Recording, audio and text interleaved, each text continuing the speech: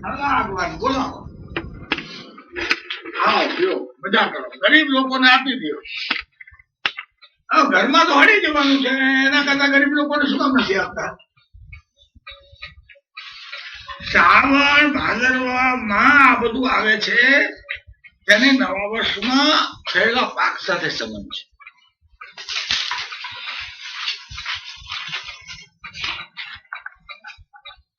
આજ ઉત્સવો ઉનાળામાં હોત તો લોકો ન કાઢે, કારણ કે એમ થાય કે હજી શું આવતું વર્ષ કેવું આવશે ક્યાં ખબર છે. પણ પેલું ખેતરમાં પાકને ઝૂલતો જોવે છે અને અહીંયા પેરિશેબલ ગુડ્સ છે, ઘરમાં નાશ પામે એવો બધો માલ છે. ઘી ખોરું થઈ જાય, બાજરો સડી જાય, ઘઉં સડી જાય, ગોળ માંથી દારૂ થઈ જાય ચોમાસામાં.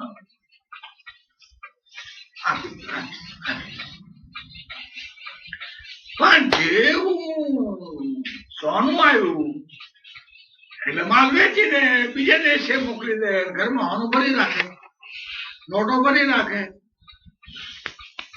Perishable goods and non perishable goods માં બદલાઈ ગયા. સોનું સડતું નથી, રૂપું સડતું નથી, એટલે જેના ઘરમાં સોનું ને રૂપું તે બીજા વર્ષમાં જે માલ આવશે તેનો કબજો કરવાનો અધિકાર ધરાવશે. બધા લઈ લીધા, હજારો મણ ઘઉં, હજારો મણ બાજરો. અહીંયા આ નાણાં નહોતા ત્યારે આ શક્ય નહોતું. નાના નહોતા ત્યારે આ શક્ય નહોતું. એટલે કેટલાક અર્ધચક્કર લોકો એમ કે છે કે નાણાંની જ આફત છે, નાણું કાઢી નાખો. એમાં ભલભલા માણસો ચક્કરમાં આવી ગયા છે. અમારા આપા સાહેબ પટવર્ધને આવી એક યોજના કરી અને અમારા એક રામજીભાઈ હતા, એની વાહે લાગ્યા હતા. કિશોરલાલભાઈ જેવા ડાયા માણસે પણ સોનાની માયા, સુવર્ણની માયા નામની એક નાની ચોપડી લખી. એ બધા લોકોએ શું કહ્યું, આ પંચા સોનાની છે, રૂપાની છે, કાગવી ચલણની છે, એનું કઈક કરો. હવે એવું તો છે જ નહીં કે જૂના જમાનાની જેમ આપણે પાછા વસ્તુ વિનિમય પદ્ધતિમાં જઈએ. સ્ટેશને જવું હોય, સોનગઢ સ્ટેશને, અને અમદાવાદની ટિકિટ લેવી હોય તો કઈ આપણે 2 મણ મગની કોથળી લઈને જઈ શકતા નથી. સાહેબ આ 2 મણ મગ લઈ લ્યો ને એક ટિકિટ કાઢી આપો અમદાવાદની. બીજો વળી જઈને કહે કે આ 2 ટાકા લઈ લ્યો મારા, મેં વણ્યા છે તે ભાઈ તમે મને આપો ટિકિટ. બીજો માણસ વળી જઈને એમ કે ગોળના 2 ભીલા લે, એમ કે હાલે દુનિયામાં રેલવે. એટલે અમારા કેટલાક ચક્કર લોકો એમ કે પણ રેલવે ની શું જરૂર છે, આવા લોકોને કોઈ પહોંચી જ ન શકે. એની સાથે દલીલ કરવાનો કઈ અર્થ જ નથી. અમારા એક વિદ્યાર્થી હતા, બધા આવા ચક્કર વિદ્યાર્થી હતા અમારા ગ્રામ સેવક વર્ગમાં. આ ભાઈ હતા ત્યારે હતા કે મને ખબર નથી, પણ હતા ગોવિંદભાઈ કરીને. એક દાડો અમે આમલાથી ફરવા જતા હતા, આમલાથી રેલવે લાઈન પાસે પસાર થાય તે ફરવા ગયા હતા, અમે હાલતા જતા હતા રસ્તા. મનુભાઈ એ ક્યાં મને એમ થાય સ્વરાજ આવ્યા પછી જાણીએ આ પાટા તો આપણે ઓગાળી નાખશું ને લઈ લઈશું, કઈક રસ્તો નીકળશે. પણ આ સ્ટેશનોના મકાનનું શું કરશું, ક્યાં જંગલમાં હોય એનું શું થાય છે? હવે એમાં ચક્રમ ગોવિંદભાઈને એમ કલ્પના હતી કે હિન્દ સ્વરાજમાં ગાંધીજીએ લખ્યું છે કે રેલવે પાપ છે, હોસ્પિટલ પાપ છે, ફલાણું પાપ છે, એટલે જ એને સ્વરાજમાં બધું થઈ જાય છે. આવું હવે અમારે ગોવિંદભાઈને કેમ કરવું ભાઈ કે ભાઈ આ દુનિયામાં વસ્તી વધી ગઈ છે ઘણી બધી, એનું કારણ આપણેનો વ્યવહાર છે. ત્યાં બહુ થાય છે શેરડી ત્યાંથી અહીંયા લાવીએ છીએ, બહુ ઘણું થાય છે ત્યાં મોકલીએ છીએ. જેવું તમે આપણે બંધ કરો એટલે આમાંની 52% વસ્તી બાદ નાખવી પડે. એ શક્ય જ નથી. આ એને ખ્યાલ જ નથી આવતો કે આપણેથી જ્યાં જે ચીજ વધારે થાય છે એ આપણને મળે છે. જેમ મેં કહ્યું, મેં તો નાનપણમાં તુવેર ની દાળ હાલી ખાધી જ નહોતી, આવતી જ નહોતી. એ નહીં, અડદ ની દાળ ને મગ ની દાળ અમે ખાતા હતા. કોઈ ઝીણા શાકભાજી પણ મળતા નહોતા. દાળ ની અંદર ઘઉં જ થાય વધારે. લ્યો હવે શું કરવું? બીજું કરવાથી એ તો કઈ થાય નહીં. તો ભાલવાળાને ઘઉં આપણે લેવા અને એના બદલામાં એને આપવી બીજી ચીજો. તો ભાલ પ્રદેશમાં લોકો રહે ત્યાં વસ્તી વધે.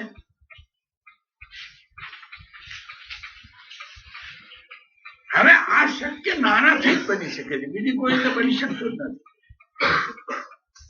સવાલ નાણાંનો જથ્થો અને માલનો જથ્થો એ બેની વચ્ચે સમાનતા રાખવાનો છે. પ્રશ્ન નાણાં કાઢવાનો નથી, પણ ઇન્ફ્લેશન અથવા ડિફ્લેશન એ કે થવું નથી. ફુગાવો પણ ન થાય અને ઓછું નાણું પણ ન હોય, એટલે ઓછું કાચની ચલણ પણ ન હોય. આ તમે ગોઠવો તો આ સવાલ એટલો બધો નડતો નથી. પણ આપણે માથે મગનું પોટલું લઈને તો સ્ટેશને જઈ શકવાના, ત્યાં રેલવે કાઢી શકવાના પણ નથી. આમાં આ મુદ્દામાં લખવાની જરૂર નથી. હું મુદ્દાની નોંધ જેમ આપણે મગજમાં રાખીએ છીએ એટલા પૂરતું કહું છું. ગાંધીજીનું આ હિન્દ સ્વરાજમાં સૌથી અસ્વીકાર્ય વસ્તુ થઈ હોય તો આ એમણે લખ્યું છે. પછી એમણે પણ લખ્યું, હું જાણું છું કે આવું હવે થવાનું નથી ને એની વાત કરવાનો હું હિન્દુસ્તાનમાં આ સ્વરાજની લડત લડતો નથી. હું પશ્ચિમી ઢબની લોકશાહી આપણે ત્યાં હાલ આવે, હું પોતે એવું માનું છું મારા જીવનમાં કે આવો કઈ આશરો ન લેવો પડે તો સારું. પણ હું એક જાહેર કાર્યકર્તા તરીકે જે લડત ચલાવી રહ્યો છું સ્વરાજની, એ સ્વરાજની અંદર તો પશ્ચિમી ઢબની લોકશાહી અહીંયા આવે એવી અમારી ગણતરી છે. એવું એને ઘણી વાર જવાબો કોઈ માગ્યા હોય ત્યારે આપેલા છે. પણ લોકને નાણાના ચલણથી પેદા થતી અસમાનતા તેનો ખ્યાલ છે. એના વિશે ચિંતા છે. એનો ઉપાય બસ નથી ચર્ચ્યો, પણ એને ધ્યાન દોર્યું છે. કારણ કે પેરિશેબલ ગુડ્સ નો કબજો લેવાનો આ નોન પેરિશેબલ સોનામાં લેવડ આવે છે. એના ઉપાયો હવેના જગતો તો ઘણા શોધેલા છે, એ કઈ આપણો અત્યારનો વિષય નથી. થોડુંક આમાં બધું ભલભલા લોકોને ગાંધીજીના જમાનામાં એમની અસર નથી, ખાસ કરીને હિન્દ સ્વરાજમાં પણ ખાસ કરીને આ પ્રકરણની. બીજા પ્રકરણો સારા છે, કિંમતી છે. એમાં નાનાભાઈ સાથે મારી વાત થતી હતી. નાનાભાઈ સાથે એટલી બધી વાતો મારે થઈ છે કે પોતે એક અદભુત કથા છે. મારી કેળવણી થઈ છે બધી. હું જે કાંઈ છું એવો મોટામાં મોટો ફાળો નાનાભાઈનો છે. પણ એવું નથી એના ઉપરથી કે નાનાભાઈની કોઈ વાતો આપણને જરા ગમત ભરેલી ન લાગી હોય. એમને હું એક દાડો સમાજવાદની વાત કરતો હતો, તો મને કે મનુભાઈ સમાજવાદ ઠીક છે, પણ આપણા દેશમાં તો કોઈની પૈસાનું કોઈ મહત્વ આપ્યું જ નથી. આપણી સંસ્કૃતિમાં એમ છે પૈસા વાળો હરખ થાય. તમારી સંસ્કૃતિના ચોપડામાં હશે, હકીકતમાં શું છે? ગોગીલાલ શેઠ ક્યાં છે, અંબાલાલ શેઠ ક્યાં છે? ચોપડામાં લખ્યું છે નહીં. તમારા સમાજમાં શું છે? મને કહ્યું મને થાય કે મને સમજાતું નથી કે ગંગા કાંઠે જમીન છે ને તે બહુ સરસ છે, પાણી પુષ્કળ છે.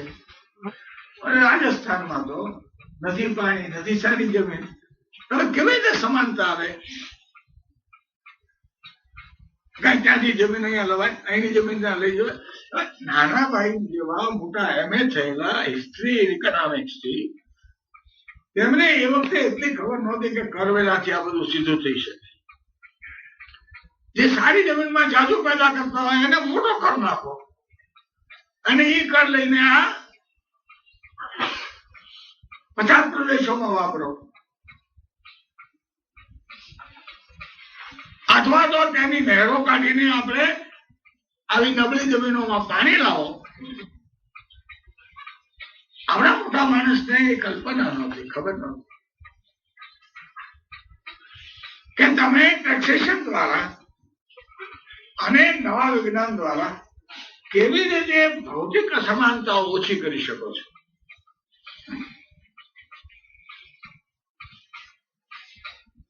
જે રીતે નર્મદા આવશે કચ્છમાં, એની કચ્છ અને ઝાલાવાડ એ ગોહિલવાડમાં સમાન થઈ જવાના, એના જેવા જ એના કરતા વધારે આબાદ થશે.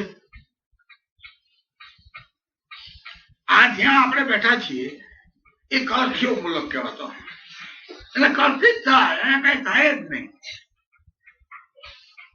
અને જમીનમાં શું એક વીઘાનું આઠાના હતું આ પાલિતાના રાજના આ ભાગમાં. પણ જેવી આ શેત્રુંજીની નહેર નીકળી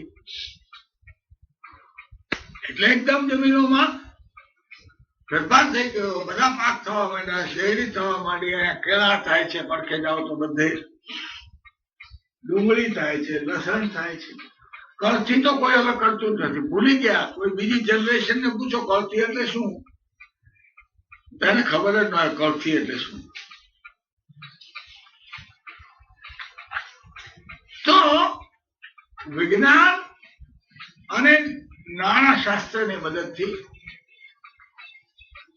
કેવી રીતે નહેર કાઢી, કોકનું કર લઈને નહેર કાઢવામાં આપણે 50 કરોડ રૂપિયા 25 કરોડ જે કઈ નાખ્યા હશે, ડેમ બાંધો, પૈસા નાખ્યા હશે, એ પૈસા કઈ આ ગરીબ લોકો પાસે નહીં લીધા હોય ને, એની પાસે હતા જ નહીં, શું લે? એ જે શ્રીમંત લોકો સારી સ્થિતિમાં સારી જગ્યાએ છે તેમની પાસેથી લઈને અહીંયા નાખ્યા. હવે એ નાના ભાઈ ને પણ એવું કલ્પના નથી, પણ કઈ કેવી રીતે થાય? ભાઈ જમીન ત્યાં હારી છે તો બધા હારું તો એનું નાનું કઈ મેળ ન પડે. નહીં, મેળ પડે, ન પડે એમ નહીં. અવાંતર વાત છે. પણ આપણે જયારે માર્ક્સ આવશે ને ત્યારે આ ચર્ચા પાછી આવવાની. અને આનો મુદ્દો શું છે કે સોના રૂપાના કે કાગળી ચલણથી અસમાનતા વધે છે, એ ઘટે નહીં એવું નથી, વધે છે વાત સાચી છે. પણ એના ઉપાયો ખાસ કરીને ઇન્કમ ટેક્સ છે, સુપર ટેક્સ છે, બીજા બધા છે. શું બેંકમાં એને નાણાં લેવા જાય, માનો કે અંબાલાલ સારાભાઈ નું કુટુંબ બેંકમાં નાણાં લેવા ગયા,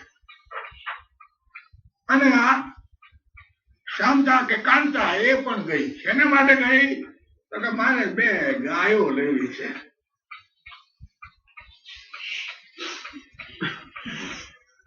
તો એને ઓછા વ્યાજે આપે બેંક પૈસા, 1% વ્યાજ લે અને ઓલાના 25% વ્યાજ લે.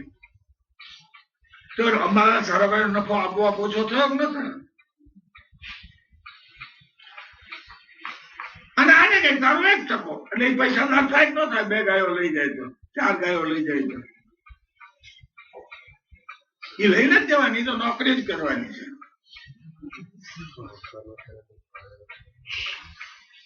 એ ખોટું છે. ઉત્પન્ન કરવામાં મદદ આપણે કરવી જોઈએ. આ હિન્દુસ્તાનમાં આવતા 50 વર્ષ સુધી જે ધન ઉત્પન્ન કરે છે તે જ હિન્દુસ્તાનમાં મદદગાર થશે. ધન વાપરે છે નહીં, વાપરવાનું આવશે 50 વર્ષ પછી. આ તો હું સમજાવવા કરું છું. શાંતાને મેજિસ્ટ્રેટ થવું હોય તો છૂટ છે, કલેક્ટર થવું હોય તો છૂટ છે. આપણે શું કરીએ? આ ચેતના પણ એવું કે છે, મને કાલ આવી કે ઓળખો છો મને હું તો મહિનામાં આટલા વર્ષમાં 3 વર્ષમાં 15 દી તમારે રહો, ક્યાંથી ઓળખું? પણ છોકરીઓ થોડી હોય એટલે ઓળખી શકાય. છોકરા બહુ જાજા હોય તો ઓળખવા જઈએ તો ન ઓળખાય. કાલે મને આવીને મને ઓળખો છો? ના બાપા નથી ઓળખતો ભાઈ, મારું નામ ચેતના. બહુ સરસ.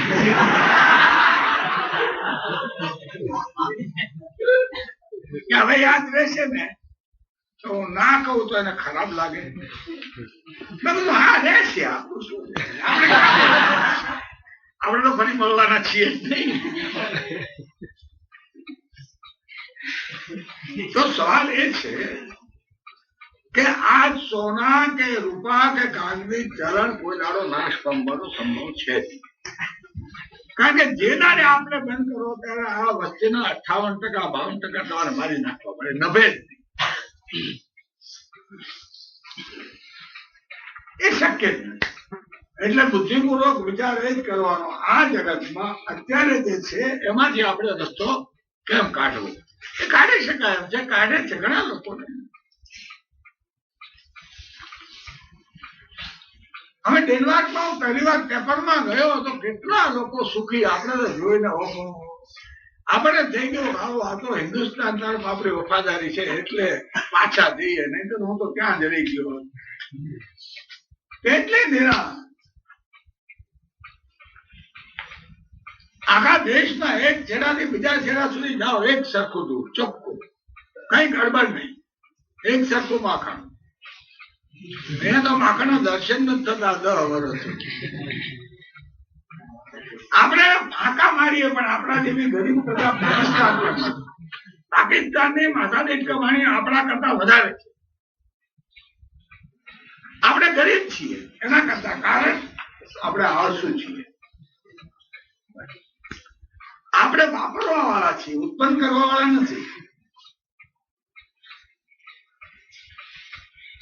અને એ આપણી ભૂલ ખોલાય છે. એમાં વસ્તી વધે જાય છે, ઉત્પન્ન વધતું નથી.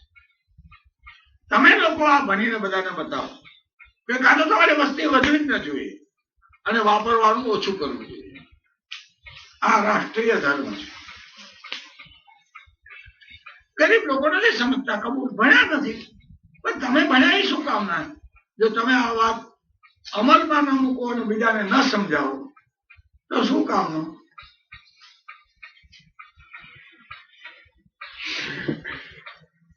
તો મારે કહેવું છે કે આપણે અને આ નાના વ્યવહારને લીધે એકંદરે લોકો સુખી થયા છે. ગાયનો જ મુલક છે આ ડેનમાર્ક. ગાયો ને ગાયો, અને એવી સરસ ગાયો, લાલ રેડ ડેનિશ ગાયો, લાલ સરસ, ઓર્ચિડ પણ હોય. પણ એક ગાય છે એ ભાઈ મણ દૂધ આપે. અહીંયા તો 200 દૂધ, 400, 500, 600 દૂધ આપે તો ભૂલીને ફાળતો થઈ ગયો. હવે ગાય રોજ તને 600 દૂધ આપે છે.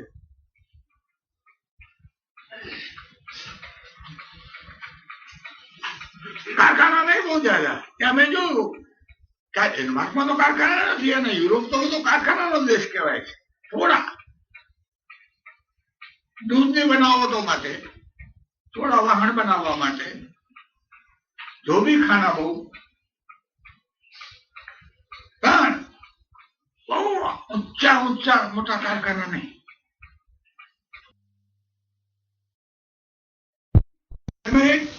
ખેડૂતને પૂછ્યું કે આ તમારા દેશમાં કારખાના કેમ નથી? અમને કેમ કે યુરોપ ઇન્ડસ્ટ્રીયલાઇઝ નેશન છે. મને કે કોને કહ્યું કારખાના નથી? ઘણા બધા કારખાના છે. મને શિક્ષણ કેટલા બધા લોકોએ આપ્યું છે. એકાદ કિસ્સો છે ને કે વાર યાદ રહી જાય. મેં તો હું અહીં જોતો નથી કીધું. મને ચાલ મારા ઘરે લઈ ગયો. 10 ગાયો આમ ગમાણમાં બાંધેલી ને તે બતાવી. મને કે આ મારા કારખાના. આને કોણ કારખાના કે? આ તો ગાયો છે. મને કે mister Pancholi, what is the definition of a factory? કારખાનાની વ્યાખ્યા શું છે? આપણે મિસ્ટર પંચોલી તો શું બોલે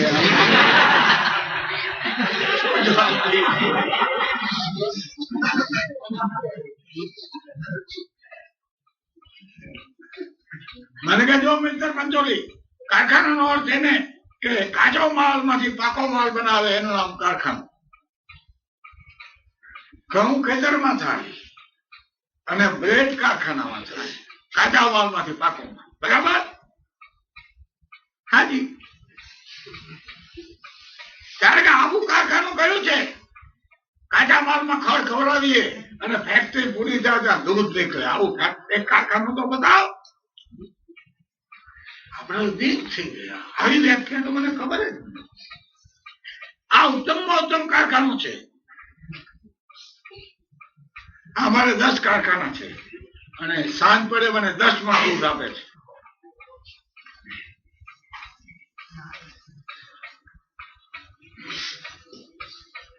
આખી સિસ્ટમ દૂધ ઉત્પન્ન કરવા માટે, ખેતી એના માટે, ફેક્ટરીઓ એના માટે, વાહનો સ્ટીમરો એના માટે. સવારે ઇંગ્લેન્ડ મોકલી આપે ત્યાંથી 200 બાય દૂર તો મોટી મોટી સ્ટીમરો માખણ લઈને જાય, ચીજ લઈને જાય. સવારના બોર્ડમાં અંગ્રેજોના ઘરોમાં ચીજ માખણ બધું ડેનમાર્કનું હાજર હોય. હવે આપણે બંધ કરેલા ડેનિશ લોકોનું શું થાય? એ ડેનિશ લોકો કેવી રીતે ચાલશે એનું? અત્યારે એટલું બધું દૂધ પેદા કરે છે કે એ ધનમાંથી તે લોકોએ ગરીબાઈનો નાશ કર્યો છે. ત્યાં ઊંઘર જો કઈ નહીં, ગરીબાઈ જેવી ચીજ જ નથી. રાજ લોકો સુખી છે, ઘર સારા છે, ઘરમાં ફર્નિચર સારું છે, કારણ કે એક ગાય મન દૂધ દે છે.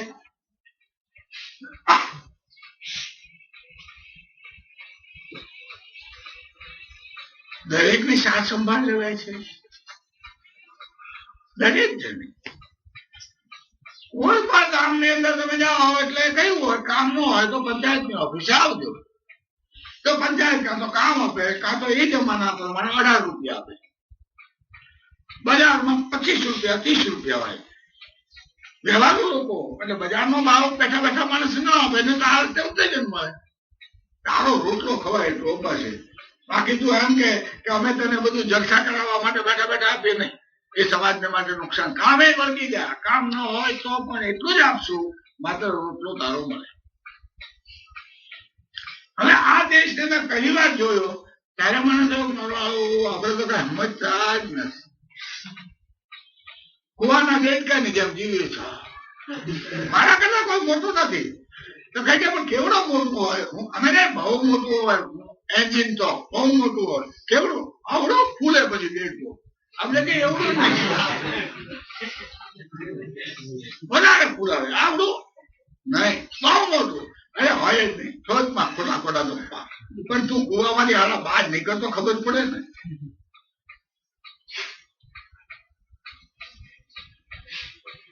ત્યારે લોકને એટલા માટે ભણીએ છીએ કે કુવામાંથી બહાર નીકળવું. જે આપણા પૂર્વગ્રહો, અભિમાનો, મિથ્યાભિમાન, સંકુચિતતા, આ બધામાંથી આપણે બહાર નીકળવું છે.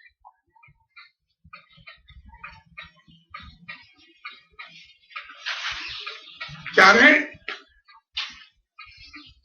લોક અને બીજા લોકો હોબ્સ આમાં કઈ માનતો જ નથી. સામે લખું કે હોબ્સ આમાં કઈ માનતો નથી.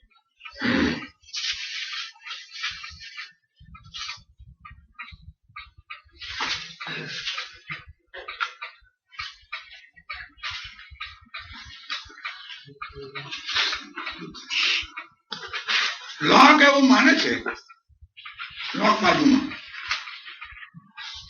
કે કરારનું પાલન ન થાય તો વહીવટકર્તાને પ્રજા દૂર કરી શકે છે.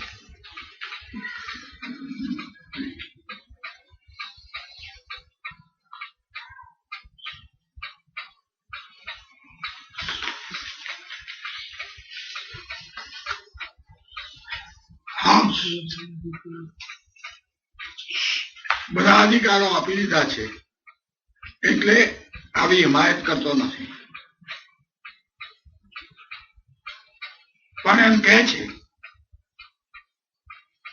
કે વહીવટદાર જો શાંતિ નહીં જાળવી શકે તો આપોઆપ બળવો થવાનો, પણ બળવો કરવાનો અધિકાર તે આપતો નથી.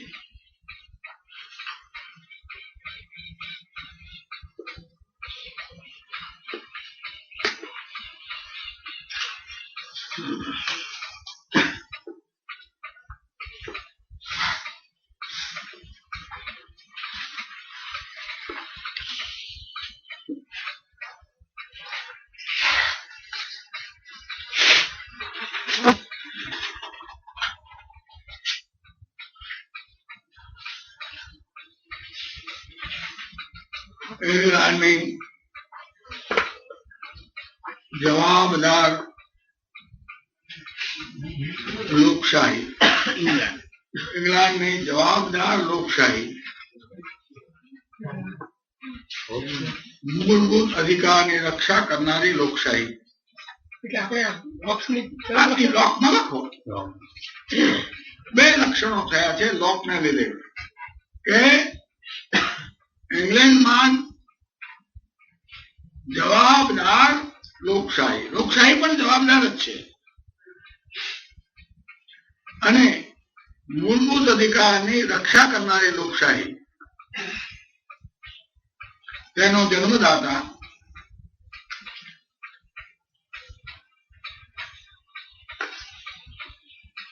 અને તે પછી ફ્રાન્સ અને અમેરિકાની લોકશાહી નો પ્રેરક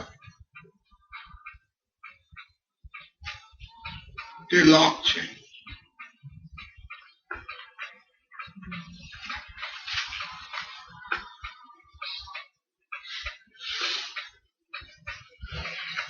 આપણે અહીંયા પહેલેથી શું સમજાવીએ છીએ કે રાજ સત્તા વિના ચાલતું નથી, રાજ્ય સત્તા વિના ચાલતું નથી. તો બીજી બાજુ રાજ્ય સંસ્થાને નિયમનમાં રાખ્યા વિના પણ ચાલતું નથી. આખી ચર્ચા રાજ્ય સંસ્થા કેમ રચાય અને તેને અંકુશમાં કેમ રખાય, આ રાજનીતિ વિજ્ઞાનનો મૂળ આટલો જ મુદ્દો છે. મૂળ મુદ્દો આટલો જ છે. તેની ચર્ચા પ્લેટો છે ત્યાં સુધી આપણે કરી રહ્યા છીએ. જે લોકો રાજ્ય સંસ્થા હોય તો ભલે ન હોય તો ભલે એ માનનારા હવામાં રહે છે, મૂર્ખ લોકો છે, સાચું જ નથી. જે લોકો એમ માને છે કે લોકો આપમેળે જ બધા ધાયા છે એ પણ મૂર્ખ લોકો છે. તમે પ્લેટોએ પહેલા વ્યાખ્યાનમાં કહ્યું છે કે દુર્વૃત્તિ મનુષ્યમાં પડેલી છે, ગાયકીની મીઠી વાળી વાત છે. એટલે રાજસત્તા હોવી જોઈએ એ પણ સાચું છે, રાજસત્તા ઉપર નિયમન હોવું જોઈએ એ પણ સાચું છે. એના માટેની પાયાની માન્યતા લોક આપે છે. હવે તમે લખો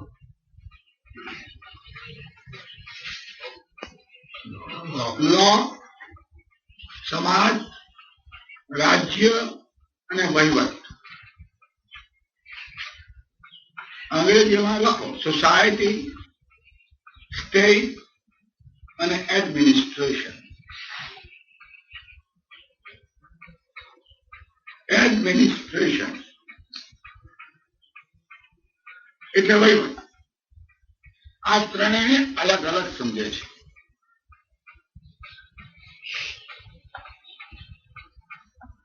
અને એમ માને છે કે સમાજ રાજ્યને જન્મ આપે છે, સમાજ પિતા છે, રાજ્ય તેનું સંતાન છે.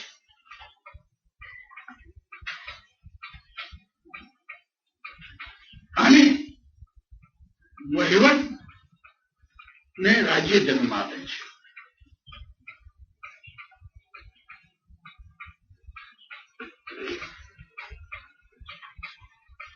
હોબ્સ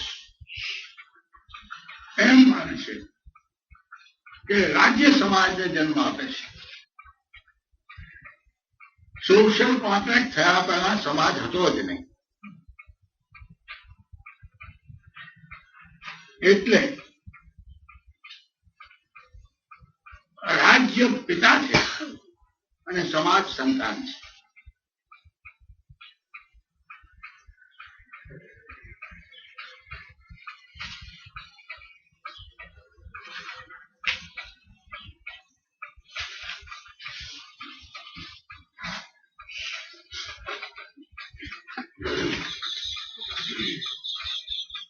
આ બંને વિચારકો વચ્ચેનો પછી નીચે લખેલો બંને વિચારકો વચ્ચેનો આ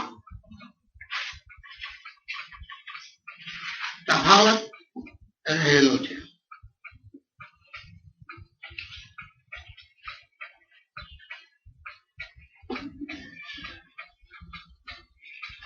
બંને વચ્ચેની એક જ સમાનતા છે અને તે એ કે સોશિયલ કોન્ટ્રાક્ટ થયો છે.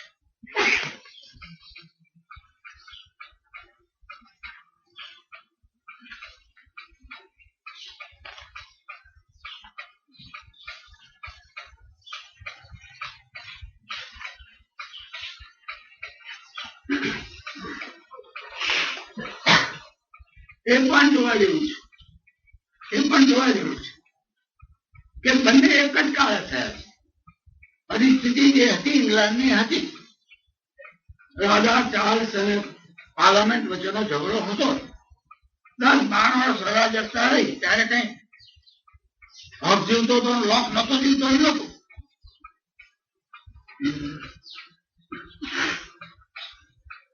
બંને એક જ પરિસ્થિતિમાં જન્મ હોવા છતાં એ પરિસ્થિતિ ઉપરના પ્રત્યાઘાતો બંનેના અલગ અલગ છે. એટલે જે લોકો એમ કે છે માણસ પરિસ્થિતિ પ્રમાણે વિચારે છે, એવું નથી. એક જ પરિસ્થિતિમાં બે મહાપુરુષોએ બે જુદી જુદી જાતના વિચારો આપેલા છે.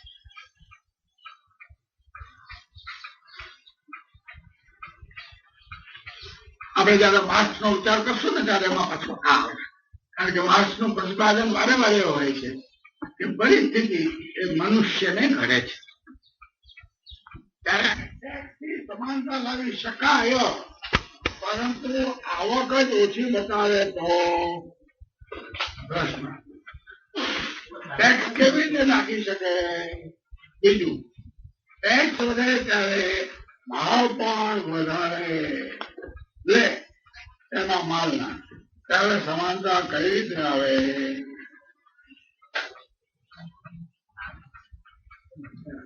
પહેલું છે કે ભાવ કોઈ વધારી શકતા જ નથી. વધારે તો માલ ખપે નહીં. આખરે શું છે, તમે અર્થશાસ્ત્ર થોડું ભણો છો તો ડિમાન્ડ એન્ડ સપ્લાય પ્રમાણે ભાવ લે છે. તમારા મનમાં ઘણું હોય, મને જ થાય છે અત્યારે કે ખૂબ બાજરો થયો છે, બાજરા 40 રૂપિયા તો મળવા જ જોઈએ, પણ કોઈ મને 21 રૂપિયા નથી આપતા. હું વધારું પણ કોઈ આવે નહીં બાજરો લેવો ભાઈ. બજારમાં જ્યાં સુધી સપ્લાય છે ત્યાં સુધી કોઈ ભાવ વધારી શકતા નથી. વધારે તો ચાલે જ નહીં. એટલે ભાવો મધ્ય મુજબ કોઈ વધારી શકતું નથી. આ અર્થશાસ્ત્રનો પહેલો નિયમ. ક્યાં વધારી શકે છે? મોનોપોલી હોય ત્યાં. તમને ભણાવ્યું હશે ને આપણા પ્રવીણભાઈ. માનો કે મારી પાસે દારૂ ગોળાની મોનોપોલી છે તો એના ભાવ વધે. બીજું કોઈ છે જ નહીં હરી. પણ જે જગ્યાએ ઘણા ઉત્પાદકો છે તે જગ્યાએ મધ્ય મુજબ ભાવો વધારી શકાતા નથી. બીજું, ટેક્સની સમાનતા લાવી શકાય પણ આવક ન બતાવે તો એ સવાલ વહીવટનો છે. બે જાતના સવાલો હોય. એક વહીવટના સવાલો અને એક સૈદ્ધાંતિક ઉકેલોના સવાલો. એ તો કોઈ પણ ટકાને વહીવટ ખરાબ હોય તો બની શકે. અત્યારે લાટ લેવાય છે તો એ છે એ વહીવટી દૂષણ છે. અને એનો ઉપાય વહીવટી કરવો. પણ તેથી ટેક્સ લેવાની સમાનતા આવે છે, સિદ્ધાંતમાં કઈ ફેરફાર થતો નથી. એટલે ત્યાં ટેક્સના સિદ્ધાંતની, ઇન્કમ ટેક્સના સિદ્ધાંતની નિષ્ફળતા નથી, પણ વહીવટની નિષ્ફળતા છે. આ જ નિયમ પ્રમાણે ચાલે. જ્યાં વહીવટ સારો હોય ત્યાં ચાલે છે. એટલે એ બે પ્રશ્નો અલગ અલગ છે. વહીવટ સુધારવો જોઈએ એમાં બે મત છે જ નહીં. એ કાંઈ ટેક્સને કારણે નહીં, બધા કારણે સુધારવો જોઈએ. હવે છે સવાલ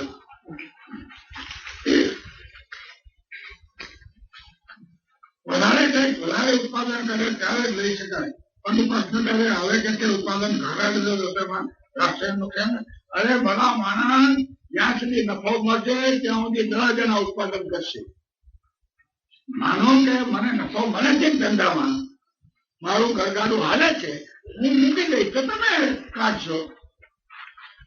જ્યાં ફ્રી ઇકોનોમી છે, એટલે કે બધાને ધંધો કરવાની છૂટ છે, ત્યાં માનો કે મેં એમ કહ્યું કે મને આ કપડાના ઉદ્યોગમાં નફો મળતો નથી અને હું જાઉં છું હીરાના ઉદ્યોગમાં. પણ ત્યાં હીરાના ઉદ્યોગમાં જાય એવા સંજોગોનો મારી કપડાનો ઉદ્યોગ હાથમાં લે છે, કારણ ખુદનો ધંધો નથી. કંઈક ને કંઈક નફો મારે છે. માણસ ધંધો ત્યારે છોડે, ટેક્સ એવો ન નખાય કે એ ધંધો ખોટ બને. એ ટેક્સ નાખવાનો ડાયા વહીવટનો નિયમ છે, જેને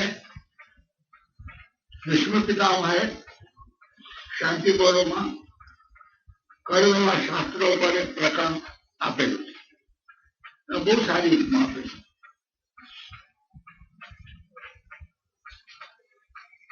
રાજા કઠિયારો નથી, માળી છે. માળી તે ફૂલછોડને કાપીને ભઠ્ઠીમાં રાખતો નથી, પણ એટલું જ ફૂલ લેતા જ ફૂલો લે છે કે જેથી એ છોડ સુકાય ન જાય. રાજાએ એટલો જ ટેક્સ લેવો કે ધંધો ચાલ્યા કરે. આ ટેક્સનો નિયમ એને આપેલો છે. પછી દાખલો આપો છે કે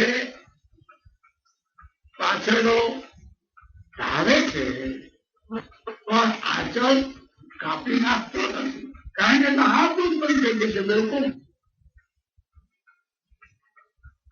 પાછળનો ધાવે છે પણ આચળ સલામત રાખે છે.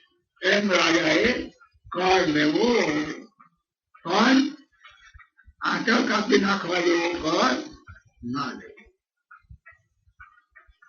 રાજા કઠિયારો નથી, માળી છે. આવું એને કર્યું. એટલે ફ્રી ઇકોનોમીમાં અને જ્યાં રાજતંત્ર કઈ દાપણ વાળું છે ત્યાં આ નિયમ પાળવામાં આવે છે અને તેથી નુકસાન થતું નથી. ધંધામાં નફો લે છે, જાણ છે કે બીજા ધંધામાં જશે. પછી શું થશે કે અમુક ધંધા કોઈ કરશે જ નહીં, એટલે ફરીવાર પાછો આવતો સારું. એટલે ડિમાન્ડ છે, સપ્લાય નથી. બધાએ આ ધંધો મૂકી દીધો એટલે પાછા થોડાથી ધંધામાં નાટક થશે. આ છોકરાઓ બેસે છે ને પાટિયા ઉપર, ઊંચા નીચા બે છોકરા બેઠા અને ધોરણ કરે. આ નીચો જાય તો ઓલો ઊંચો આવે, ઓલો નીચો જાય આ ઊંચો આવે. એમ ડિમાન્ડ સપ્લાય ગોઠવી આપે છે, જો મોનોપોલી ન હોય તો. મારી ચોપડી હું વાંચી રહ્યો, પછી મને થયું કે હું 4 પગ ચાલું તો સારું, એટલે મેં કોશિશ કરી ચાલવાની, પણ મારા પગના હાથના સાંધા ખરાબ થઈ ગયા છે, એટલે હું તો 4 પગે ચાલી શક્યો નહીં. તમારી આ ચોપડીને માટે ધન્યવાદ. આવો એક કાગળ એને કહેવાનો ભાવ શું હતો કે અમે પશુ થઈ જઈએ એટલા માટે આ ચોપડી લખી જાય. પાછા જગતમાં જઈએ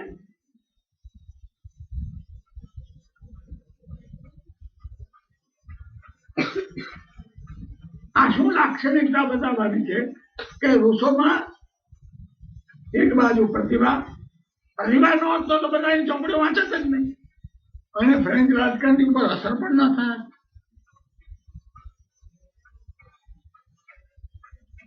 જેમ કે એને વારે વારે કહ્યું, પીપલ આર નેવર રોંગ. લોકો કોઈ દિવસ ખોટા હતા જ નથી. લોકોમાં ડાપણ છે, અને અત્યારે ડાપણ ન હોય તેનું કારણ રાજસત્તા વાળા ધર્મગુરુ આ તે છે. એમણે આ સામાન્ય માણસની અક્કલ છે એને બગાડી છે. હવે ફ્રેન્ચ રાજક્રાંતિનો પાયો જ આ હતો. લોકો સર્વોપરી છે, એટલું જ નહીં પણ લોકો ડાહ્યા છે, એના નિર્ણયો સારા જ હોય.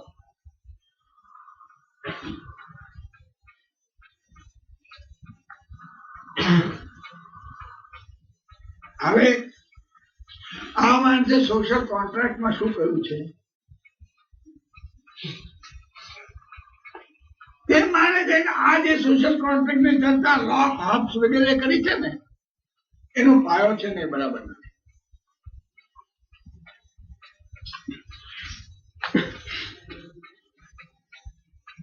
માણસ કુદરતી અવસ્થામાં સ્વતંત્ર હતો, તે સમાજમાં આવીને સ્વતંત્ર થયો છે. હું તો એ સ્વતંત્રતા વળી શેના વખાણ કરો છો? એવી કોઈ સિસ્ટમ ગોઠવી જોઈએ કે પેલી સ્વતંત્રતા એમને એમ રહે અને અહીંયા આવવાથી વધે. એનું નામ સાચા વિચારો કહેવાય. જંગલમાં મને 100 રૂપિયાની સ્વતંત્રતા હતી તો એ તો રહેવી જોઈએ, અને સમાજમાં આવો તો બીજા 25 રૂપિયાની સ્વતંત્રતા વધવી જોઈએ. તો કઈક અર્થ છે, અને જંગલ શું ખોટું છે?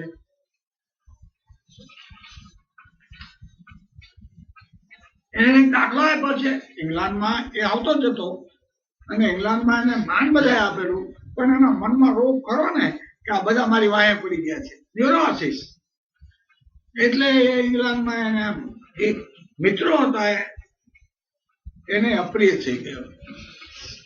કારણ કે માને તમે મને હેરાન કરો છો. કોઈ હેરાન તો કરતો જ નહોતો, પણ રોગની તો કોઈ દવા છે જ નહીં.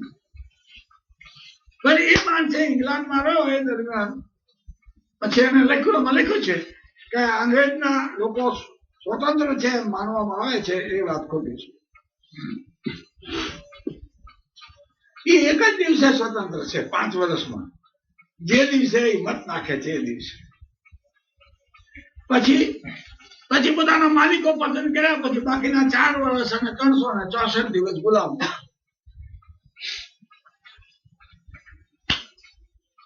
એવી સ્વતંત્રતા કઈક હોવી જોઈએ કે જેમાં રોજોબરોજ બધા લોકો ભેગા બેસીને નિર્ણયો લે, એટલું નહીં પણ સર્વસંમતિથી નિર્ણયો લે. એનું નામ સ્વતંત્રતા છે.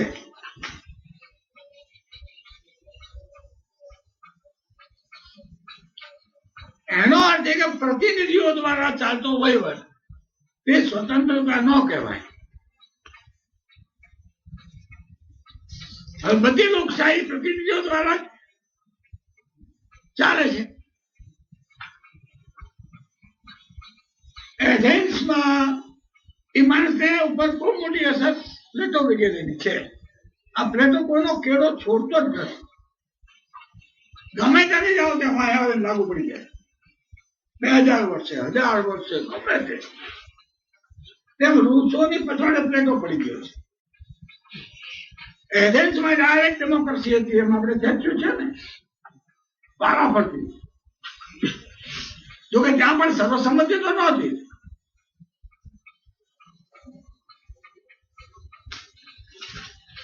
પણ પ્લેટો 2 વાત કરે, રૂસો ડાયરેક્ટ ડેમોક્રેસી ને સર્વસંમતિ હોય તો જ હું સ્વતંત્ર છું.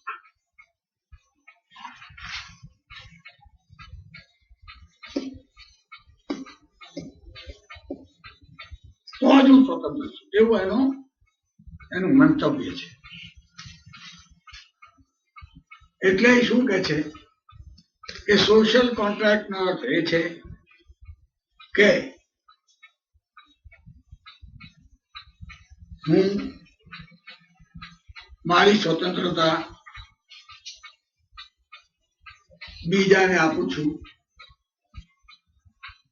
અને સાથોસાથ બીજાની સ્વતંત્રતા મને અપાય છે. એટલે આવી વ્યવસ્થા હોય ત્યાં જ સાચો સોશિયલ કોન્ટ્રાક્ટ થાય છે. એક સમાજની અંદર હું અને રૂપિયો આપું, બને આપે, કને આપે, ક પાછો મને આપે, આમ હોવાથી મારી સ્વતંત્રતા જતી નથી.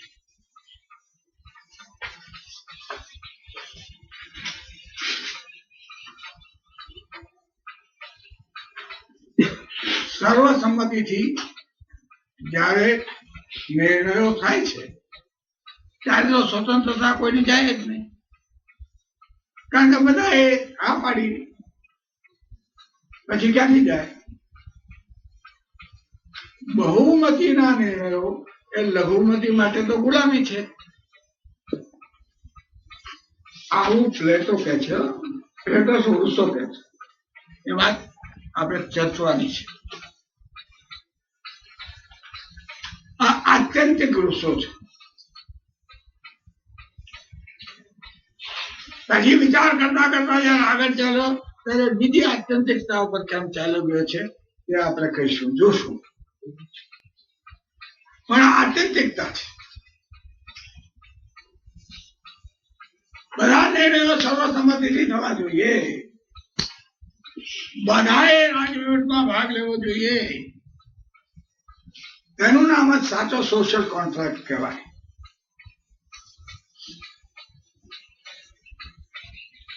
હવે જીનીવા જેવા નાના શહેરમાં બધા ભેગા થતા હશે, પણ આજે મોટા મોટા રાજ્યો થયા તેમાં તો બધા ભેગા થઈ શકે જ નહીં. આ ગુજરાતની વસ્તી 3.5 કરોડ છે, માનો તો હવે ધારાસભામાં તો 180 સીટો, 3.5 કરોડ ખુરશીઓ ક્યાં નાખવી ભેગા થયા? એ કેવી રીતે શક્ય છે? અને એમ ન કરીએ ને પ્રતિનિધિઓ દ્વારા રાજ કરીએ તો પ્રતિનિધિઓ સ્વતંત્ર અને પ્રજા ગુલામ. એ બોલવું તે બરાબર નથી, તે બોલવું તે બરાબર નથી. પ્રતિનિધિઓને લોકોએ ચૂંટેલા છે, અને કેટલાક લોકો એમ પણ કહે છે કે પ્રતિનિધિઓને પાછા પણ બોલાવી શકાય, પણ લોકો બધા ભેગા મળીને વહીવટ કરે એ આ મોટા રાજ્યોમાં અશક્ય છે. તમે એવું કરી શકો કે ગ્રામ પંચાયતો આપો, તાલુકા પંચાયતો આપો, એ બને, પણ તાલુકા પંચાયતમાં આખા તાલુકાના લોકો થોડા જ ભેગા થઈ શકવાના છે, અશક્ય છે.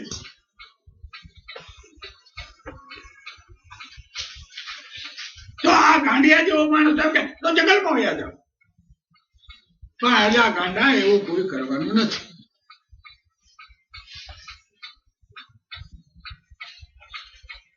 પ્રતિનિધિઓ દ્વારા વહીવટ એ આ લોકશાહીને માટેનો અનિવાર્ય રસ્તો છે.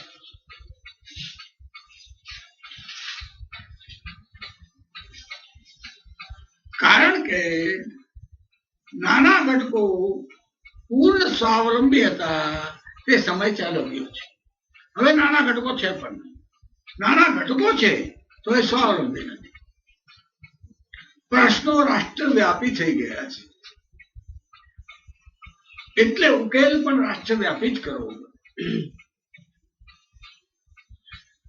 એવું આપણે કરી શકીએ ખરા કે રેલવે જે ગામ પાસેથી પસાર થતી હોય તે રેલવેનો વહીવટ એ ગામ ભેગું થઈને કરે? એવું બની શકશે ખરું? આવો હાસ્યાસ્પદ કોઈ ઉપાય ચાલે ખરો? 2 માઇલ આંબલાના, 2 માઇલ ધોળાના, 2 માઇલ ઢસાના, 3 માઇલ પાંચોવડાના, એમ કઈ રેલવે હાલે?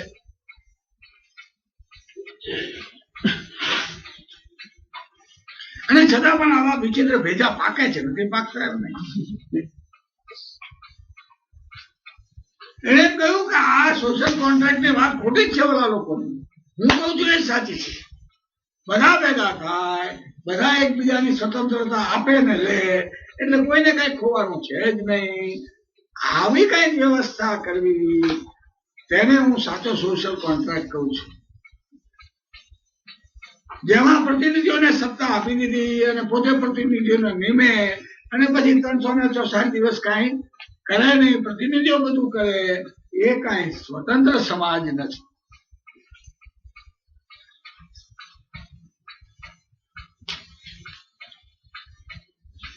આપણે ત્યાં પણ આ વિનોબાજી આવી જ ગડબડો કરી છે, with all regard to him. એમના માટે માન છે, એમના માટે અમે ગામડામાં ફેર્યા છીએ, જમીનો મેળવી છે, બધું ઘણું કર્યું છે, પણ એમણે આ બાબત જે કહી છે એ બિલકુલ રૂસોની છે. કારણ કે એને રૂસો ઉપર મને ખબર, પછી વાંચ્યું ને એને રૂસો ઉપર વ્યાખ્યાન આપ્યું, એટલે મને ખબર પડી કે રૂસોનું એમણે વાંચ્યું હશે અને એની અસર એમના ઉપર થઈ હશે. એટલે એને બધા સર્વોદયમાં બધે કહી દીધું. બે વિચિત્ર વાતો કહી. એક શું, સર્વસંમતિથી નિર્ણય લેવો જોઈએ.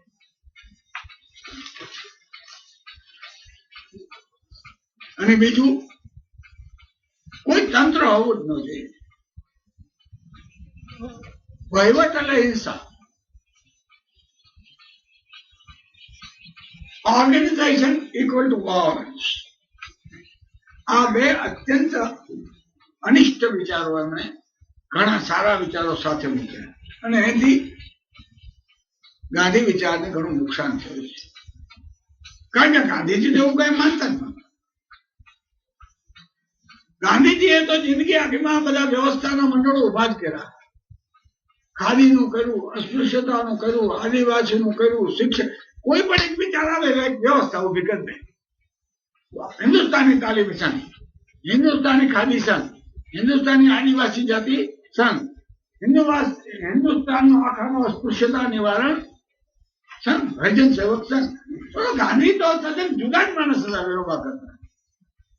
તે તો તંત્ર હોવું જોઈએ એમ માનતા હતા. વિચારનો અમલ કરવાના માટે કોઈ વ્યવસ્થા હોવી જોઈએ. વિનોબાના બે વિચારો ગાંધી વિરોધી છે. ગાંધીએ એમ કોઈ દાડો કહ્યું નતું રાજ્ય ન હોય. એને તો કહ્યું કે જે રાજ્ય ઓછી સત્તા વાપરે તે રાજ્ય સારું. રાજ્ય નહીં હોય એવું એને કલ્પના નથી. પણ વિનોબાએ આ બે વિચાર હતા બધા સર્વસંમતિથી કરે. પણ સર્વસંમતિ ન થાય ત્યાં સુધી ઉભા રહેવું, ત્યાં સુધી કઈ આપણે કાયદો કરવો જ નહીં.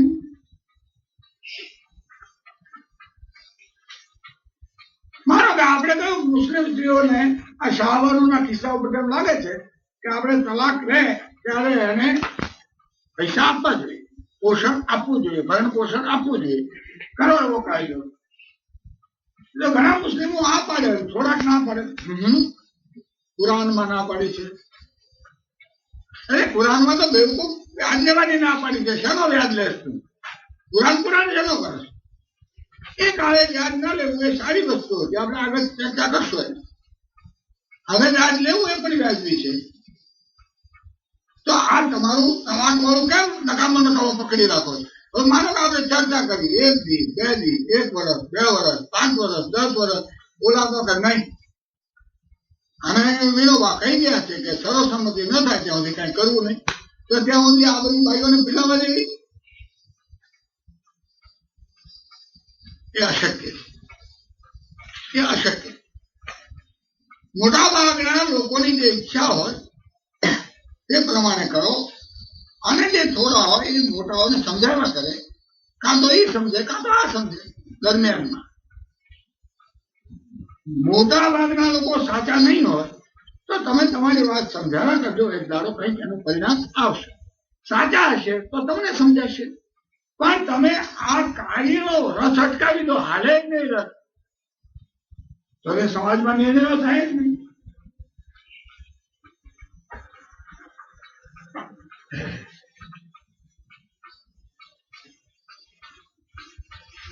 આ સર્વસંમતિની ઓસ્ટ્રિયા હંગરીની ધારાસભામાં બને ત્યાં સુધી નિર્ણયો લેવા એવો રિવાજ છે. બને એવું કઈક હશે. ભાઈ એકવાર કાયદો કઈક આવ્યો ને એટલે એક મારો વાંધો છે. ન થાય કાયદો. ઘણા દિવસ આમ થાય ભાઈ બોલે મારો વાંધો છે બસ ખરા. પછી આ બધા કંટાળા કે મારો બેટો આમ તો કાયદો પસાર કરવા નથી દેતા. આવું કઈ હાલતું છે. એટલે એક દિવસે સ્પીકરે 10 મિનિટ વહેલા કે 12 કલાક કલાક વહેલા ધારાસભા બોલાવી. કે ઓલાને ખબર નહીં હોય ને આપણે કાયદો પસાર કરી નાખવું. ઓલાને ખબર પડી ગઈ. સ્પીકરે બહાના બંધ કરી દીધેલા વહેલા. તો ઓલો હવે ક્યાંથી દાખલ થાય? એટલે ઇંગ્લેન્ડમાં અને યુરોપમાં બધે ઠંડી પડે ને એટલે ચીમની રાખી હોય, નીચે ભઠ્ઠી હોય ને સળગે એટલે ઘર ગરમ રહે. ઉનાળામાં તો કોઈ ન કરે એવું. ઉનાળો તો ભાઈ સાહેબ ચીમની ઉપરથી હેઠા ઉતર્યા. બહારનું બંધ હતું અને ઉપરથી નીચે ઉતરો ચીમનીમાં. અને એક બાજુ જાનવાનો ઉભો રહ્યો. કોઈને ખબર નહીં. સ્પીકર કહે કે આ દરખાસ્ત મૂકવામાં આવે છે. જે લોકો એની તરફેણમાં હોય તો હાથ ઊંચા કરે. બધા કરે તરફેણમાં. ત્યાં ઓલો એક ખૂણામાં ઉભેલો ને મારો વાંધો છે. એક પડખે ખીજાણો ને ઠોકી ચલવાને મારી ડાકુ ઉડાવી દીધું. ધ્યાન મારો વાંધો છે. અમારે કઈ કામ ન કરું તારે સારું થઈ ને. ઓસ્ટ્રેલિયા હંગરીમાં બનેલું છે. તો આ સર્વસંમતિ છે તે આ ગાંડો વિચાર છે. એના વિચારમાં એટલું સાચું કે બને એટલાને સમજાવવા. જેમ સમજાવીએ એને કામ કરીએ ને તો કામ સરળ થાય. એટલો એનો ભાવ આપણે પકડવો. એનો ભાવ સાચો છે કે બહુમતી પોતે બહુમતીમાં જેમ માટે રથ દોડાવીને બધાને કચડી જાય લઘુમતીને, તે લોકશાહી નથી. યોગ્ય નથી. લોકશાહી છે એમ કહો તો પણ લોકશાહીનો આત્મા નથી. સમજાવવા જોઈએ. જેટલું વધારે સમજાવીને કામ થાય તેટલું કરવું જોઈએ.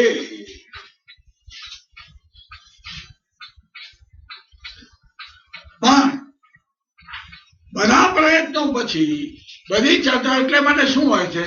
લોકશાહીમાં બિલ એક વાંચનથી પસાર ન થાય. 3 વાંચન હોવા જોઈએ. ભાઈ 3 વખત વાંચીએ, 3 વખત ચર્ચા કરીએ, 3 વખત મત લઈએ. કઈક તમે બદલાયા છો, કઈક અમે બદલાયા છે. તમે કઈક સુધારા સૂચવજો. અમારે થઈ શકે તો અમે આ બિલમાં દાખલ કરશું. આ વલણ હોવું જોઈએ.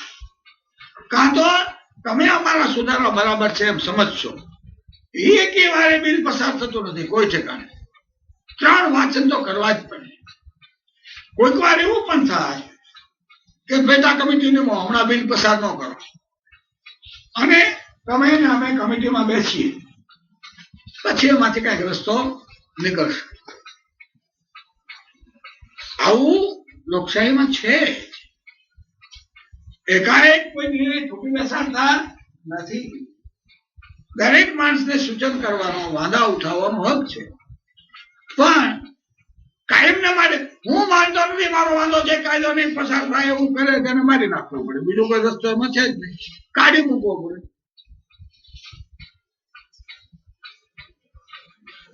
તો આ જે વિચાર છે રૂસોનો, એ રૂસોએ છોડી દીધો હતો અને વિનોબાએ નાનુએ છોડી દીધો. પછી શું કહ્યું? 80% બહુમતીથી કરો ભાઈ, 51% નહીં. એવું કહ્યું. પણ દરમિયાન જે નુકસાન થયું હોય તો થયું. રૂસોને પણ આનું ભાન થયું છે. એ આપણે રૂસોની ચર્ચા કરતા આગળ જોશું. પણ એને પછી શું કહ્યું રસ્તો? The first decision should be taken unanimously. આવો સુધારો પાછળથી કર્યો કે તમે પહેલો નિર્ણય એટલે શું? ચૂંટણી કરવી. બોલો ભાઈઓ, શું મત છે? ચૂંટણી કરવી એટલે લઘુમતી આ પાડે, બહુમતી આ પાડે. એ યુનાનિમસ ડિસિઝન છે, સર્વસંમતિથી. પછી બાકીનું બધું બહુમતીથી હાલે. આવું શું પાછળથી સુધારે છે. The first decision should be unanimous. પછી બહુમતીથી એ ભાઈ સાહેબને પાછળ અક્કલ આવી અને પછી શું થયું એ વળી આપણે જોશું. પણ મૂળભૂત પ્રશ્ન શું છે કે લઘુમતી અને બહુમતી તેને ભેગા મળીને નિર્ણય કર્યો કે ધારાસભા બહુમતીથી ચાલશે. તો આજે જો એ ટેક્સ પદ્ધતિ છે કે અમુક રકમ સુધી આટલો ટેક્સ, પછી આટલી વધારે રકમમાં આટલો આવું થાય, ત્યારે નિયંત્રણ ઉત્પન્ન કરવાની શક્તિ હોવા છતાં ઓછું ઉત્પન્ન કરે, કારણ કે ઓછો ટેક્સ ભરવો પડે.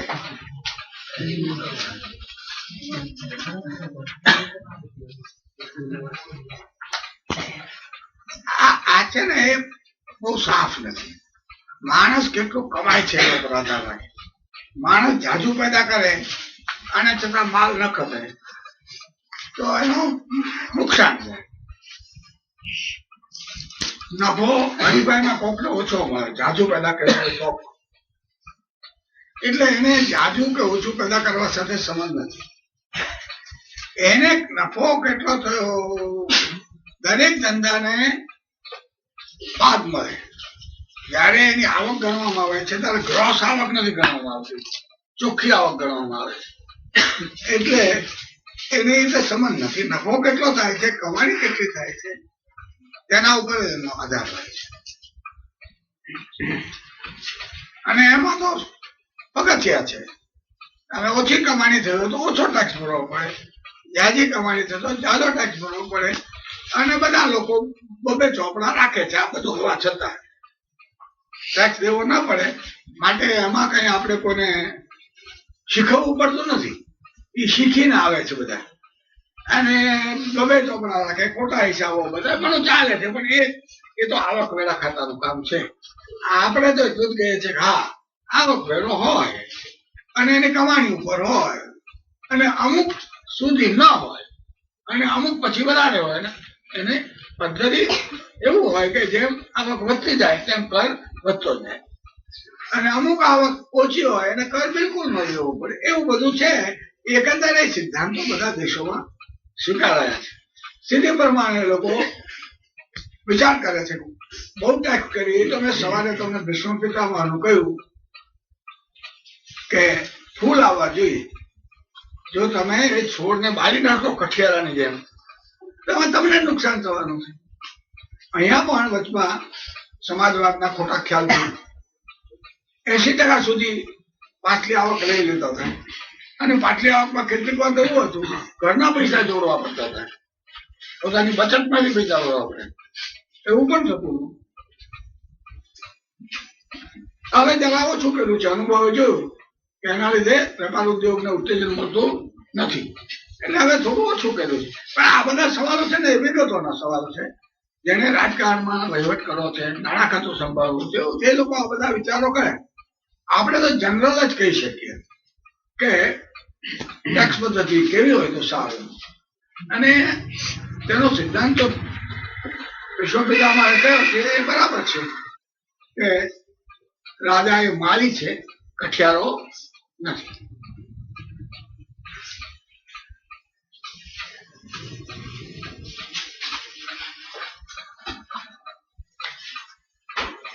આ તો બાયધવે નીકળી છે એટલે હું ભીષ્મ પિતામહની પ્રતિભાનો ખ્યાલ આપવા કહું છું. એને કહ્યું કે રાજા અને પ્રજાનો સંબંધ કેવો હોવો જોઈએ, વેપારીઓનો બધાનો, કે બાપ દીકરા જેવો. બાપ પાસે જેમ દીકરો પોતાનો ચોપડા રજૂ કરે છે સંકોચ વિના, તેમ વેપારીઓ રજૂ કરી શકે એવો વિશ્વાસ હોવો જોઈએ. પણ એનો અર્થ એ કે તમારી કમાઈ મહાત્માનું નહીં લઈ લેવું જોઈએ. કેવું છે, તમે કમાયા છો, ચાલો તમે ઉદ્યોગમાં રોકો, વેપારમાં રોકો, તો અમારે ખર્ચો તો નથી. પણ ચાલે છે, એવું કરે પણ છે. અમેરિકા આટલો બધો પૈસાદાર છે પણ આપણા જેટલા ઊંચા કરવું ત્યાં નથી. બીજું એને એવું પણ કહ્યું છે કયું રાજ્ય સારું. આ તો વિશ્વપિતા મારી જે દૂર દ્રષ્ટિ છે એનો ખ્યાલ આવે મને કે મધરાતે કોઈ પણ જુવાન સ્ત્રી ઘરેણા પહેરીને એકલી જતી હોય તો પણ બીક ન લાગે એ રાજ સારું. આથી વધારે સારી વ્યાખ્યા મેં કોઈ વાંચી નથી. ખરો વહીવટ સારો તો જુવાન સ્ત્રી મધરાતે ઘરેણા પહેરીને જતી હોય તો પણ કોઈ જાતનો ચિંતા એને ન લાગે. અહીંયા બધા ઉત્તર ભારત વાળા અહીંયા આવે ને અહીંયા અમદાવાદમાં તો બધા નવાઈ પામે. અરે રાત્રે 11 વાગે સિનેમા જોવા જાય છે તમારા અમદાવાદના બહેનો અને પાછા 11 વાગે આવે છે એકલા. હા, ગુજરાત કેટલું બધું સારું છે. તો હમણાં ત્યાં ઉત્તર ગુજરાત કેટલું બધું ખરાબ હશે લખનઉ અને અલ્હાબાદમાં. કે રાતે બહેનો નીકળી ન કે હવે ગુંડાવાનો છે આખા મુલકમાં. તમારું શહેર ગુંડાવાનું છે. ગુંડાઓ કદાચ 5% જશે અને અંકુશભાઈ નહીં રહેતા હોય પણ એને અહીંયા બહુ નવાઈ લાગે છે કે અહીંયા રાત્રે અમદાવાદમાં ભાઈઓ 10-11 વર્ષ સુધી ફરે છે. ગુજરાત કેટલું સારું. આપણા અધ્યાપન મંદિરો ને આપણા મહાવિદ્યાલયમાંથી કોઈ વાર બહેનોને ઉપર આપણે હજી લઈ જતા હતા. આપણને ઘણી વાર એ લોકો કે બહેનોને અહીંયા ન લાવવા તમારે. ભાઈ જરા ધ્યાન રાખજો, ઝઘડો થઈ જશે, આમ થશે તેમ થશે. એ બતાવે છે કે આપણી રાજ્ય વ્યવસ્થા દૂષિત છે. તો આપણે સવારે વાત એ કરતા હતા કે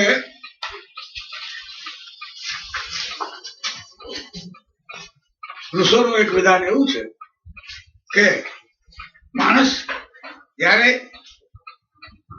સંસ્કૃતિમાં આવ્યો ત્યારે એની સ્વતંત્રતા ઘટી છે અને આપણે કઈ એવું શોધવું છે કે એની સ્વતંત્રતા ઘટે નહીં પણ વધે. ને એમ ન થતું હોય તો એમ કે એના કરતા પેલું મૂળ જીવન સારું હતું.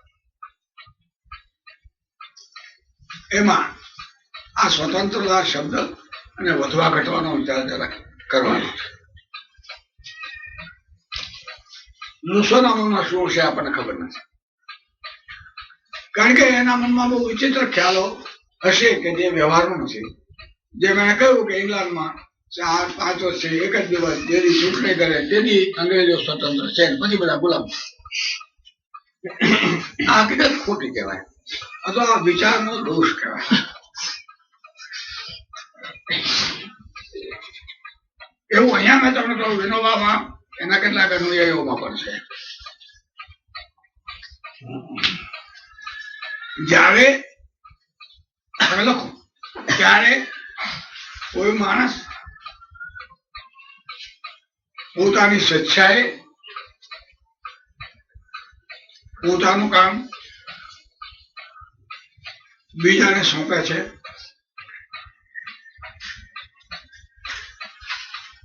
અને એ કામ સંતોષકારક ન લાગે તો તેને બદલી શકે છે. ત્યારે માણસની સ્વતંત્રતા ઘટતી નથી.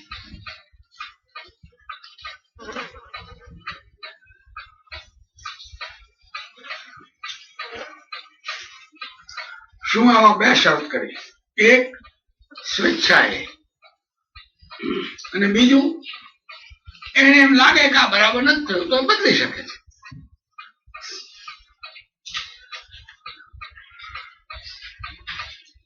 આવી વખતે થયેલો કરાર પાડો એ સ્વતંત્રતાને પોષક છે.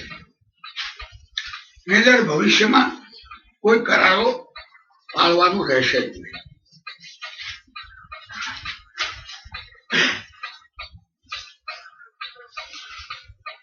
ખરી રીતે કોઈ પણ વ્યાજબી કરાર જયારે બંને પક્ષ પાળે છે ત્યારે બંનેની સ્વતંત્રતા વધે છે.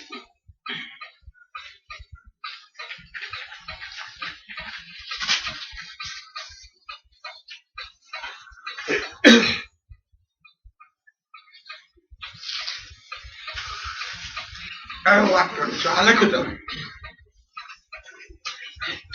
હવે માની લો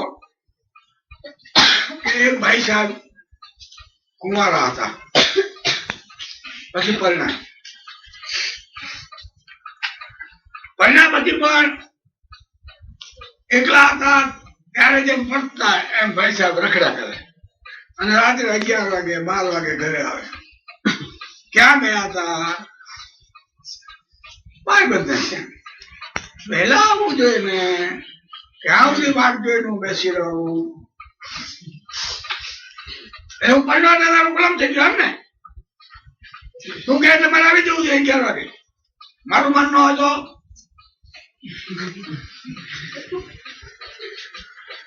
પણ અહીંયા હું તમારું ક્યાં સુધી ખાવાનું ગરમ રાખું, ક્યાં સુધી જાગું, એવું કઈ ન સમજુ. તારું તું આવી એટલે મારી સ્વતંત્રતા ઓછી નહીં થવી જોઈએ. હું રૂસો પાસે ભણ્યો છું, તારો રૂસો પેલી ભાઈ સમજના હોય આવડત વાળી એમ કે તમારી સ્વતંત્રતા ઘટી નથી પ્રાણનાથ, ઘટી નથી. તમારી સ્વતંત્રતા વધી છે. શું વધે છે? હું નહોતી ત્યારે ઢબ્બા ઘડવા બેહવું પડતું હતું. કેટલો સમય જતો હતો? પાણી ભરવું પડતું હતું, વાવવું પડતું હતું. એ હવે તમારે નથી કરવું પડતું. કે તમારી સ્વતંત્રતા વધી કે ઘટી? સ્વતંત્રતાને સમજવી જોઈએ. તમે જયારે અમુક જાતની સ્વતંત્રતા જયારે ખોવો છો ત્યારે અમુક જાતની સ્વતંત્રતા વધારે મળે છે. અને રૂસો એવા બધા કેટલાક લોકો છે ને, ચક્કર્મ લોકો છે, કે ભાષાનો દુરુપયોગ કરે છે. સાચા અર્થમાં જરૂર સ્વતંત્રતા જતી હોય તો આપણે કહેવું જોઈએ, એમાં કોઈ સવાલ નથી. પણ દરેક નિયમન સ્વતંત્રતા ઘટાડે છે એવું કોઈ પણ કથન બિલકુલ અનસાયન્ટિફિક, અનસોશિયલ, અસામાજિક છે. દરેક નિયમન આપણી સ્વતંત્રતા નથી ઘટાડતું. નિયમન સ્વતંત્રતા વધારે છે.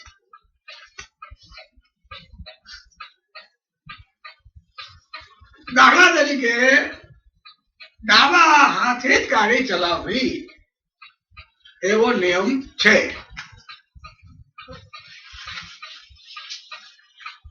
હવે એ નિયમ પાળવાથી તમારી સ્વતંત્રતા વધે છે. શું વધે છે? કે રંજન મોટર વાળી થાય અને પછી આંકવા માટે ડાબી બાજુની ફરજ પડે તો રંજન કે એવું બિલકુલ નહીં. રસોઈ એમ કહ્યું છે આવા કોઈ નિયમો સમાજમાં આવે ત્યારે અમારે વચનો નાખવા જોઈએ. અમારું જંગલી સ્વાતંત્ર્ય સારું હતું. તો રંજન ને કહે લે જંગલી સ્વાતંત્ર્ય હાલ ઘડીક જમણા કોણ, ઘડીક ડાબા કોણ, ઘડીક જમણા કોણ, હાલ જઈ અડધા કામમાં મરી જઈશ, મરી સામે એક્સિડન્ટ થશે, બીજી ગાડી પણ એમ જ આવશે અને પછી ભટકાઈ મરીશ. પહેલું જોખમ એમાં મરી જવાનું. પ્રથમ જોખમ મરી જવાનું. આવું કરવા જાય. અને બીજું, જયારે તમે એક જ લાઈન ઉપર ચાલો છો, બીજી લાઈન ઉપર ચાલે છે ત્યારે એક્સિડન્ટ નથી થતા એટલું નહીં, તમારી ઝડપ વધે છે. તમે પછી 50 માઇલની ઝડપે ગાડી આંકો તો પણ વાંધો નહીં. ભાવનગર તમે અડધો કલાક વહેલા પહોંચશો, એ તમારા લાભમાં છે. અથવા અડધો કલાક અહીંથી મોડા નીકળશો તો પણ તમારા લાભમાં છે. નિયમન આપણા લાભમાં છે એનો આ એક ઉત્તમ દાખલો છે કે એમાં અપવાદ નહીં. જો અપવાદ કરવા જાઓ, આ 100% પાળવાનો નિયમ છે. એમ કે 20% લોકોને માટે આ નહીં લાગુ પડે તો એક્સિડન્ટ 40% થશે. એ નહીં બની જાય. કેટલાક નિયમો 100% પાળવા જોઈએ. ડાબી બાજુ ચાલવાનો, એ ક્યાંક જમણી બાજુ ચાલે તો તે પાળો. અમેરિકામાં બધું એવું છે, જમણી બાજુ. એ ઇંગ્લેન્ડ કરતા ઊંધું છે. અમેરિકામાં બધું આવું ઊંધું છે. આપણે વીજળીની લાઈટ કરવાના માટે આ ઊંચું કરીએ ત્યારે ત્યાં વીજળી લાઈટ કરવા માટે નીચું કરવું પડે. ભાઈ હોય તો કઈ જ કરવું પડે, ભલે તમે એમ રાખો. હરેક નિયમન વ્યાજબી હોય છે ત્યારે તમારી સ્વતંત્રતા વધારે છે. તમે ભણો ત્યારે તમારી સ્વતંત્રતા ઓછી થાય. બહેનોએ ક્લબમાં જવાનું ઓછું કરવું પડે એટલી સ્વતંત્રતા જરૂર ઓછી થાય. ભાઈઓએ પણ ક્લબમાં જવાનું ઓછું કરવું પડે, સ્વતંત્રતા જરૂર ઓછી થાય. પણ બીજી વધારે મળે છે તો શું? એનો વર ગુલાબનો ગજરો લઈને રોજ આવે, એ સ્વતંત્રતા કેટલી વધી ગઈ. તારા માટે હું ગજરો લઈ આવ્યો છું, તો એમાં કેટલા ટકા આનંદ વધે. તારા માટે સાડી હું લઈ આવું છું, તારે જવાની જરૂર નથી. તારે હરેક વ્યાજબી નિયમન સ્વતંત્રતા વધારે છે એમ રૂસોથી વિરુદ્ધ મારે કહેવાનું છે. રૂસોનું આ કથન પાયા વિનાનું છે. તમને એમ કે 11 અને 12 ની વચ્ચે તમારે જમી લેવું જોઈએ, 2 પગત થશે. તમે એમ કહો શા માટે અમારા નિયમ અમારા ઉપર આવો નિયમન? અમે 2 વાગે આવીએ તો ખાવાનું ખૂટી જશે. ભાઈ આવીને શું ખાશો? ચૂલાવાની રાખ મળશે, કોઈ તમારા માટે રાખશે નહીં. આગળ લોકોએ ખાઈ લીધું છે, પૂરું કર્યું છે. તમારા માટે કોઈ જાળી રાખવાનું નથી. તમારે સ્વતંત્રતા રાખવી તો ભૂખ્યા રહેવું પડશે. રસોઈ ક્યાં સુધી તમારા માટે બેસી રહી? પીરસવા વાળા ક્યાં સુધી બેસી રહે? અપવાદ સિવાય નિયમ પાળવાનો, અને એનાથી આપણું કામ જલ્દી પતી જાય. કોના કલાકમાં ભોજન ખતમ, આપણે બીજા કામે ચડી જઈએ. એવું જ ઊંઘવાના નિયમ વિશે, ઉઠવાના નિયમ વિશે, તેના લીધે આપણને સ્વતંત્રતા સામૂહિક અને વૈયક્તિક બંને વધે છે.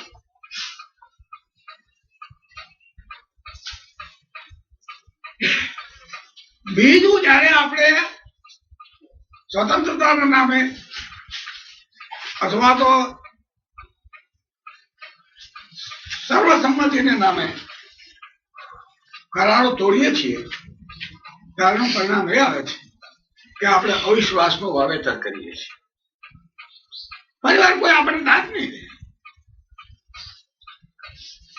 એ માની લો કે આપણે હોળીના દિવસે દોડવાનું નક્કી કર્યું.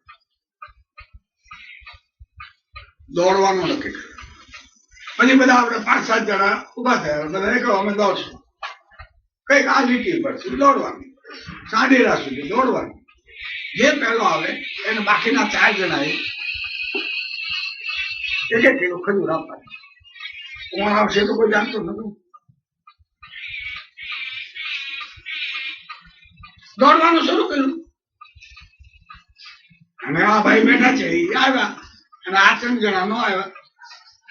અને બધા 3 જણા અમારું મન તો નથી, અને કોઈના મનને નહીં દુખવવું જોઈએ એમ ધર્મમાં કહેવામાં આવ્યું. હિંસા ન થઈ શકે. હવે તમે અમારા ઉપર આ 1 કિલો ખજૂર લેવાનું કરો તો હિંસા થશે, કારણ કે અમારું મન દુખાશે. અરે ભલા ભાઈ, હું ના આવ્યો ને તમે આવ્યો તો તમને અમે દે, તમે શું થઈ ગયું? એ હિંસા નથી, કરારનું પાલન છે. અને એમાંથી છટકી જવું એ અશક્ય છે.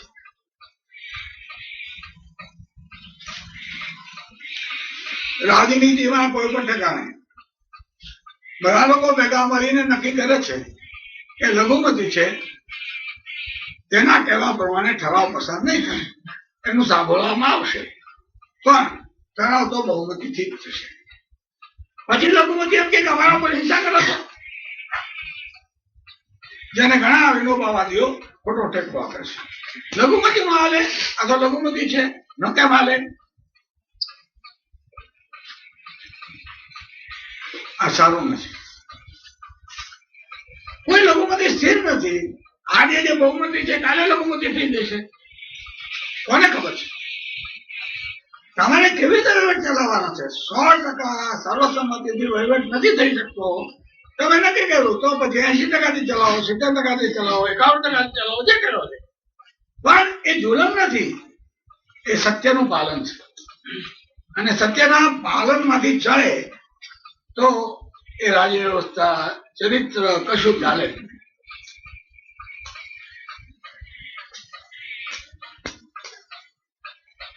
બે બાબતો થઈ. સ્વતંત્રતા નિયમનથી ઘટતી નથી અને બીજી બાબત એ થઈ કે લઘુમતીઓ ઉપર કોઈએ જુલમ કરેલો નથી. માણસ સ્વેચ્છાએ, મેં લખાયું ને, માણસ સ્વેચ્છાએ જે કરાર કરે છે તે કરાર એની સ્વતંત્રતાને વધારે છે. પણ એને કરાવવા એની વાત નથી કરતો.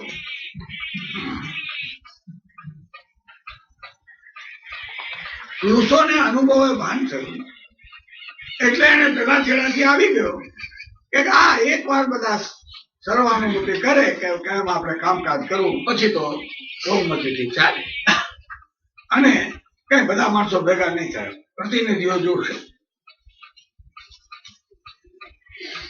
પણ ક્યાંય અટકો નહીં.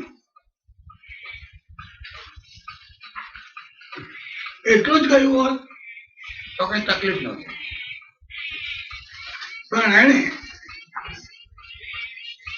એક દાડો એક છેડે કહ્યું હતું સર્વાનુમતિ, હા બીજે છેડે એમ કે બહુમતી પણ બરાબર તો ન કહેવાય. હું બહુમતી નો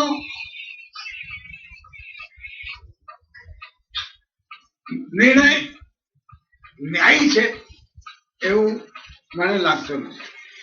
બહુમતી નો નિર્ણય સત્ય છે એમ પણ મને લાગતું નથી. એમાં બીજું કથન છે એ તો બરાબર. બહુમતી બધી વાર સાચી જો એવું કઈ નથી હોતું. એ બધાને લાગ્યું અને નિયમ મુજબ કરો. કોક વાર ખોટી પડો માટે તો લઘુમતીની જરૂર છે. લઘુમતી એને કહે કે જો તમે કહો ભલે કરો બહુમતી, પણ તમે પસ્તાશો. અમે કહીએ છીએ સાચું, જોજો સાબિત થશે. એટલે બહુમતી સાચી જ છે એમ કોઈ ના કહી શકે.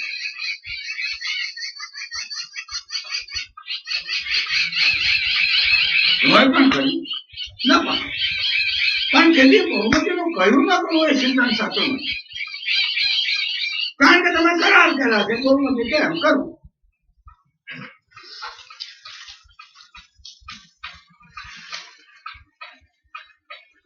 રૂસો એમ કે છે કે બહુમતી નહીં પણ જનરલ વિલ નું ચાલવું જોઈએ.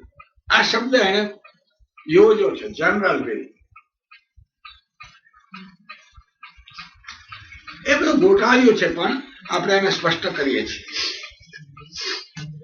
પણ એને કહેવું શું છે કે આ જનરલ વિલ જે કે એ બધાએ માનવું જોઈએ અને કોઈ ન માને ને તો પરાણે પણ એને મનાવવું જોઈએ, કારણ કે એના લાભમાં છે. આવો એક સિદ્ધાંત એને પોતાના સોશિયલ કોન્ટ્રાક્ટમાં પ્રતિપાદિત કર્યો છે. એને બધા ભેગા થઈને બહુમતી કરે એ પણ જનરલ વિલ નથી. અને આ જનરલ વિલ શું છે એ ગોતવા માટે હું લખાવું છું. પછી આપણે